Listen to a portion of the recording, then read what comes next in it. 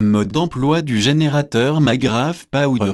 Se référer aux instructions de la Koch Foundation à venir ou livrer avec le générateur. 1. Pour produire de l'énergie, Monsieur Koch explique que ce générateur de 2 kW ne produit pas de l'électricité, qui est l'activation des électrons au niveau de la matière physique, mais qu'il produit de l'énergie au niveau plasmique, c'est-à-dire au niveau où les électrons ne sont pas structurés en molécules mais tous indépendants séparés par leur propre champ magnétique. Il crée simplement de l'énergie qui convient à la fois aux appareils à courant continu et à ceux à courant alternatif, que ce soit 110 V ou 220 V. C'est donc, selon Monsieur Koch, la même chose que de fabriquer une pile qui fournirait du courant électrique continu, ce qui n'est interdit par aucune réglementation.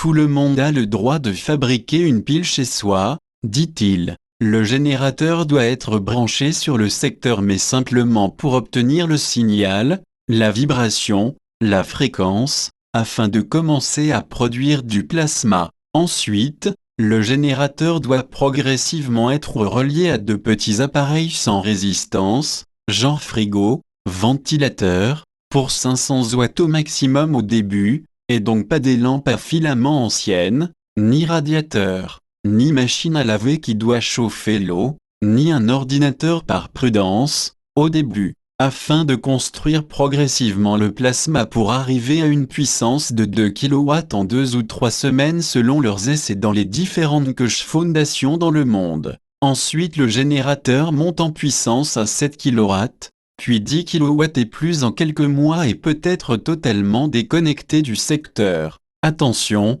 pour une bonne montée en puissance du plasma, Monsieur Koch précise qu'il ne faut pas débrancher le générateur du secteur, ni les appareils et lampes qui y sont reliés, ni même les éteindre, ce qui selon leurs tests n'use pas, dit-il, ces lampes et appareils, mais les renforce même par le nano-revêtement qui s'installe en eux. Avec l'énergie illimitée, fini les économies d'énergie, dit-il. 10 novembre 2015, Monsieur Koch précise que si un compteur est branché entre le générateur et le secteur, il ne faut surtout pas brancher un deuxième compteur entre le générateur et les appareils, car la nature des compteurs mettant le générateur en cascade va empêcher le fonctionnement du générateur. Si le deuxième compteur est installé entre le générateur et les appareils, il faut alors un deuxième générateur entre ce compteur et les appareils branchés, car il explique qu'il ne s'agit pas d'énergie libre surunitaire du type 100 plus 1 ou 1 plus 1 qui serait de l'électricité créée en plus à partir de l'électricité prise au secteur,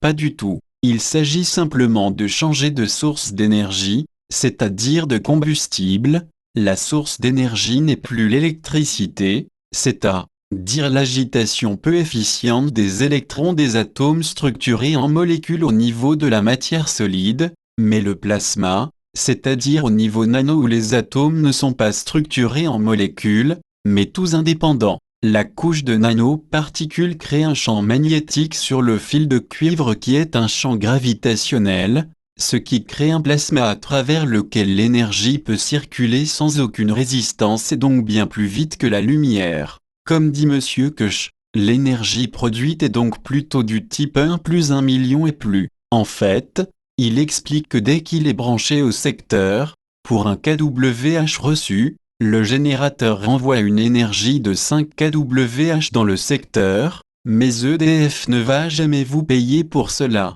Au bout de 2 ou 3 semaines, on atteint la puissance de 2 kW, et la consommation électrique est diminuée de 80% environ, puis 7 kW et 10 kW en 2 ou 3 mois et la consommation est réduite à zéro. Et alors tous les fils de la maison sont devenus supraconducteurs et génèrent du plasma qui est la source d'énergie pour la maison. Le générateur peut être déconnecté du secteur et la maison continue à produire sa propre énergie. Puis cela s'étend les mois suivants aux voisins, au quartier, à la ville, et la consommation énergétique du pays et les taxes correspondantes diminuent et disparaissent.